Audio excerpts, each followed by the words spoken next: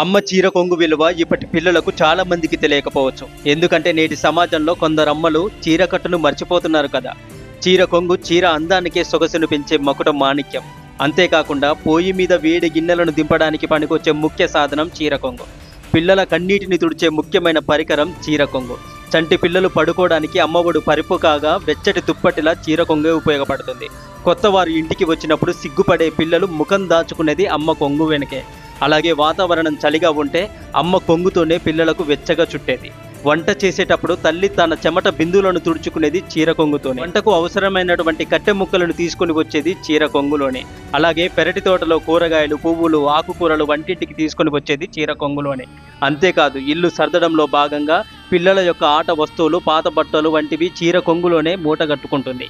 ఇలాంటి ఎన్నో ఉపయోగాలున్న అమ్మ చీర కొంగు లాంటి వస్తువు మరొకటి కనిపెట్టగలరా?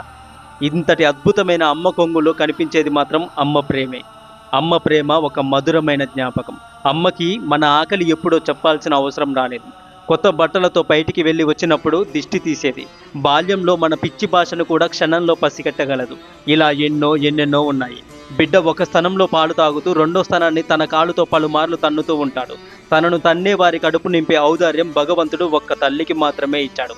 అమ్మ ఒక వేదం లాంటిది. అమ్మ ఒక భక్తిభావం. అమ్మ ఒక ప్రేమ రూపం. అమ్మ ఒక సంవేదన. అమ్మ ఒక పుస్తకము. అమ్మ ఒక కలము. అమ్మ ఒక కవిత. అమ్మ ఒక జ్ఞానము. అమ్మ ఒక గుడిలో దీపము. అమ్మ ఒక అన్నపూర్ణమ్మ తల్లి. అమ్మ ఒక దేవత. అమ్మ ఒక వెలుగు. అమ్మ గురించి చెప్పుకుంటూ పోతే ఇలా ఎన్నెన్నో ఉంటాయి. ఎంతమంది జీవితాల్లో అమ్మలు జీవించి ఉన్నారో మరణించి ఉన్నారో నాకు తెలియదు, కానీ ఒక్క మాట మాత్రం చెప్పగలను. ఎవరు అమ్మ దగ్గర ఉంటారో వారు అతి సంపన్నులు. ఎవరైతే అమ్మ సేవా భాగ్యం కలిగి ఉంటారో వారు ధన్యులు, అదృష్టవంతులు. మీకు ఈ వీడియో నచ్చితే హరే కృష్ణ అని కమెంట్ చేయండి.